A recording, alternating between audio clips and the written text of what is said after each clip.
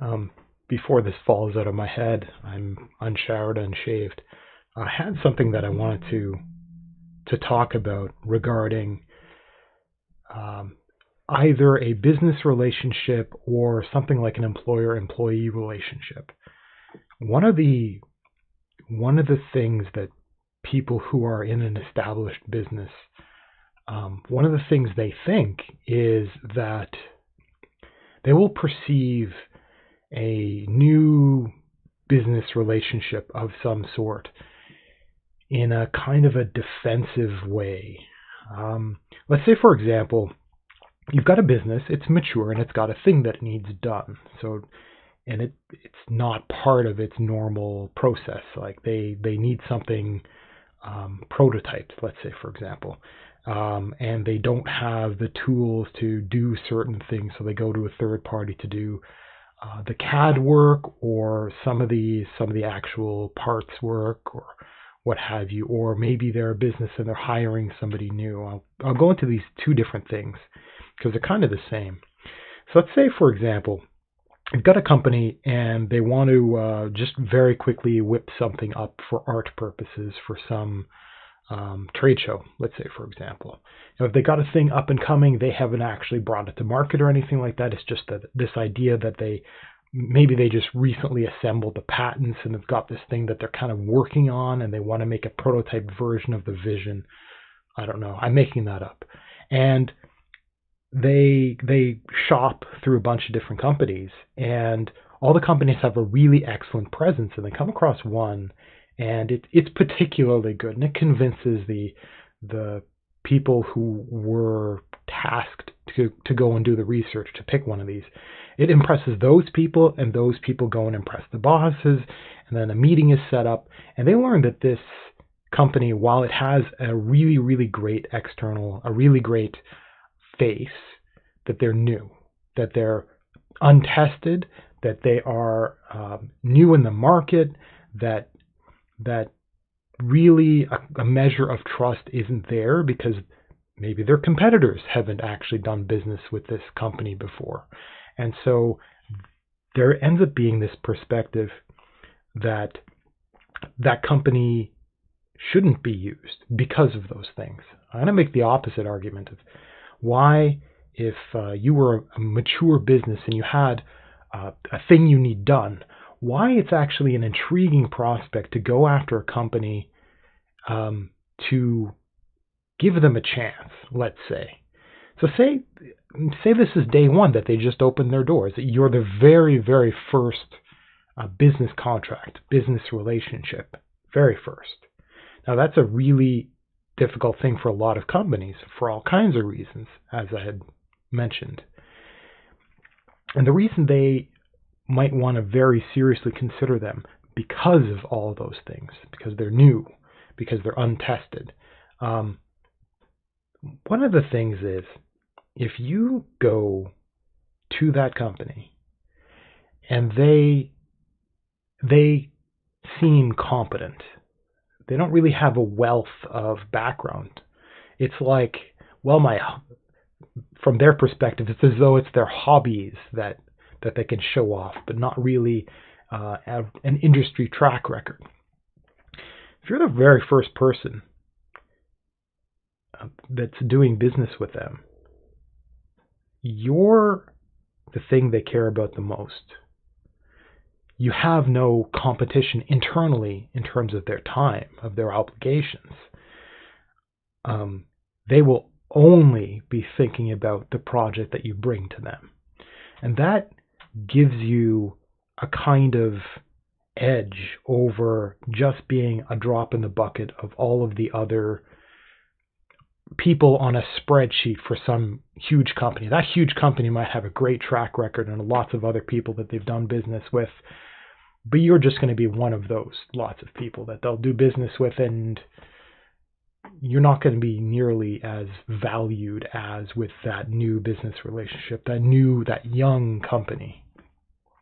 And so they're going to only care about your stuff. And because they're new, they don't have the background, they don't have the relationships, they don't have that history or that perception of competency that you'll get from someone else. Whether or not they'll be competent is another thing entirely.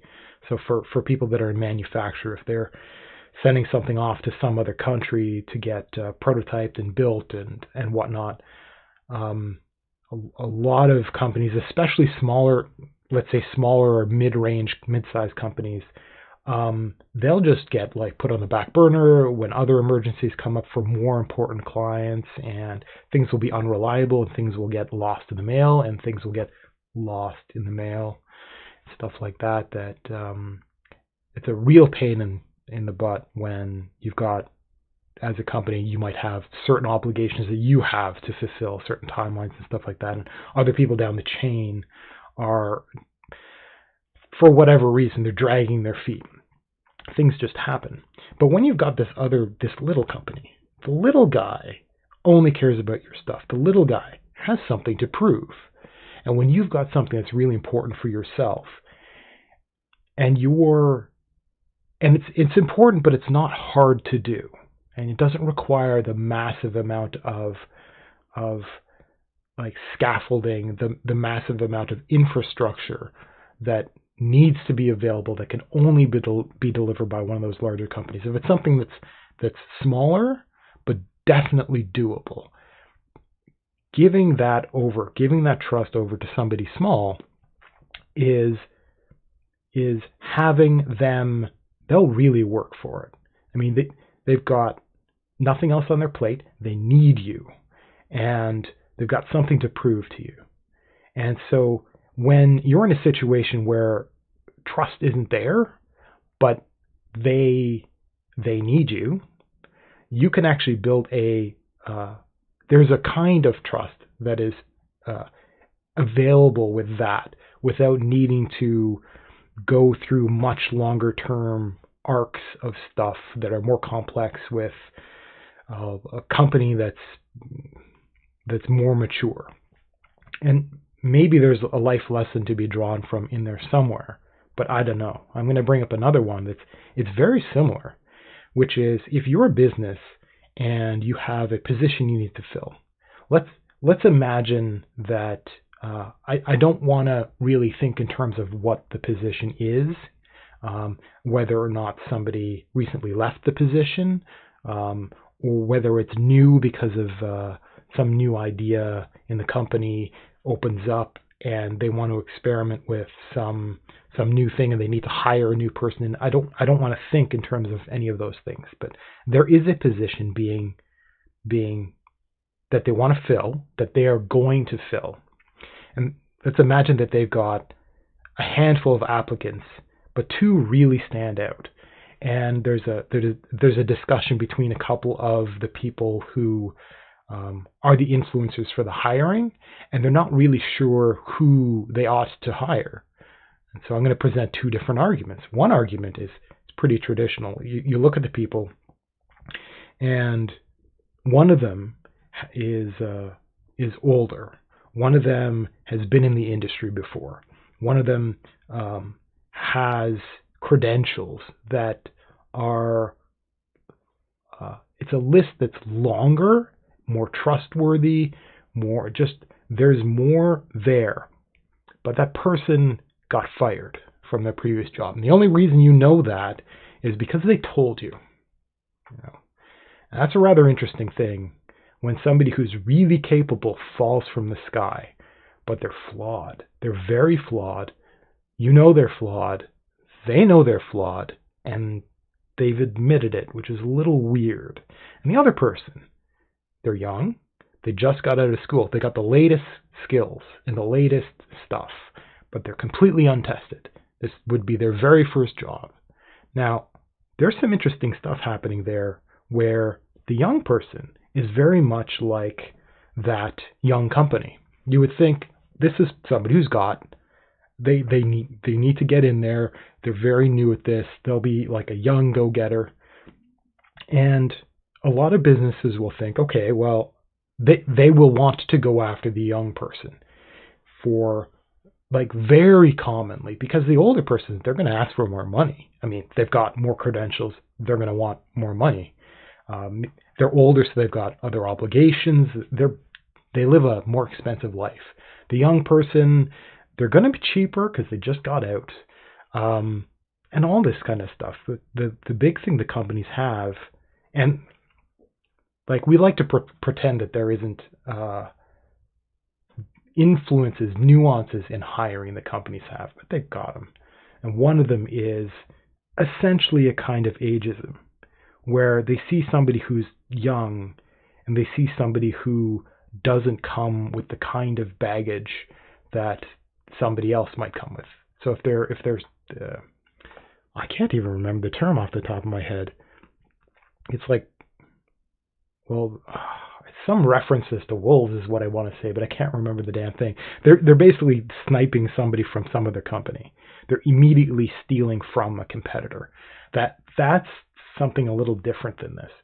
But they're essentially yanking somebody right out of the school system. Some companies are so dedicated to doing that they will have, I don't know if it's a thing anymore, but they'd have like job fairs, and the companies would actually have a booth in the job fair, and they would look out for current students who are not graduating for a year or more, and they'll like do what they can to reserve that person. They'll come back and they'll be like that. The people that they kind of like handpick from that school, because the school's already got like, they know that the people coming out of that school will be good, really good. And then they go and they kind of like pre-interview people. And those people will be at the head of the line, will kind of like be pre-selected for the interviews the day they get out of school. That's a thing. Now that's a thing, or it was. So I'm not sure where you're from or if that's a thing today. Yeah, life kind of sucks these days. Partly because there's a hell of a lot of competition. Should I excuse my language? For, there's a lot more students. A lot of people extend their childhood through high school into college, university, and that has become a necessity for a lot of employers who, because they're not very bright, they think that the degrees matter more than they really do. That's a separate discussion. And so you think, well, you've got this screw up and you've got this new person. And if the position requires the newness, requires the kind of plasticity of mind, you can mold that young person.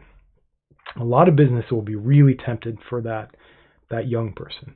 I'm going to make an argument for the other person, for the same reason that I argue for the new business relationship, from a different angle, which is when somebody is mature, yeah, they're going to be more expensive.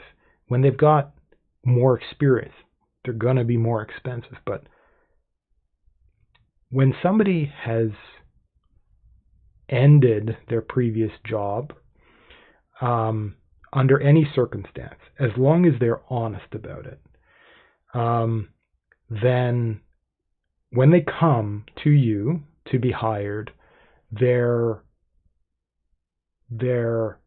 submitting. And what you get is a person who, if they were hired, would be grateful. Now that young person, they could shop through various other businesses, and they will just take the first job that they can get, or the best out of a handful of guaranteed jobs. Most of them, if you went shopping for a new job because you needed a job because you're in debt and probably too embarrassed to move back with mom and dad, you're going to get that young person. You're going to get what you're going to get. You're going to get what you get on paper, and you don't know. You're going to hope that you can help raise them from being a university student into being an actual employee, which is a lot more challenging. And a lot of businesses, they learn the hard way that that's not as easy as they think.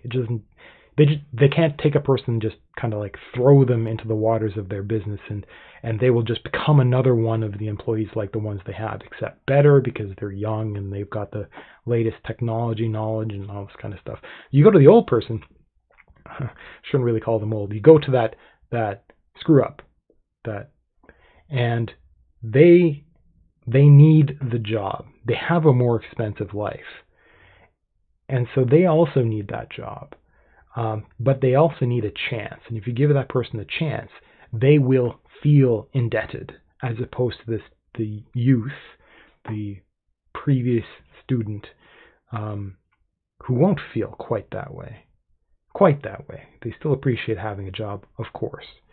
And so what you're also getting with that mature person is the fact that they screwed up is actually a good thing.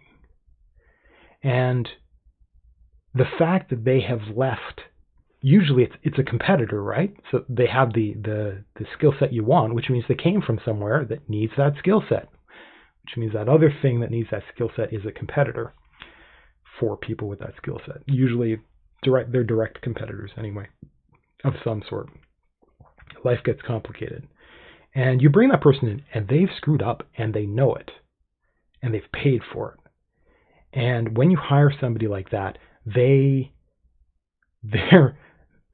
damn well not going to make that same mistake twice.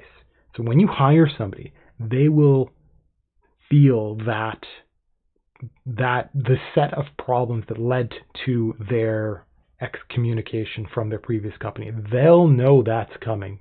They'll see the signs. They'll be right there, and they'll be quite vocal about the things happening. Not necessarily because they'll be to blame the second time, but they'll know they're the canary in the coal mine. They've got their ear pressed to the train tracks. They just know stuff. And the thing about the youth is they'll have no clue when that stuff's coming. And life is really awkward and subtle and difficult. And that young person might have the latest and greatest of everything, but the other person, they've got scars. And when you hire that other person with all of their flaws, you get all of that package. You get that maturity that cannot be understood. So there's an argument that that kind of person will have a quiet, indebted, kind of real passion in them that they will feel forever grateful. And they will be, and if they're honest, then they will be a very dedicated, that is exactly the kind of person that you want to hire into a company. And if you've got a bunch of flawed people that are all trying hard, you're going to have a really incredibly potent company full of people that have seen what's happened with your competitors and who will know all of the mistakes, and they might actually bring with them a lot of the subtleties or even the contacts that has been drained from the companies that have pushed them out, because in some places you make one mistake, you're gone. If it's a big mistake, let's say they really took down a department or something like that because of some great screw up. Sometimes they're just blamed for it because they're there, and that is a better person to get, somebody who's actually innocent who got pushed out. Anyhow, so that's an argument of why you want to get somebody for their flaws, and hopefully that's something to think about.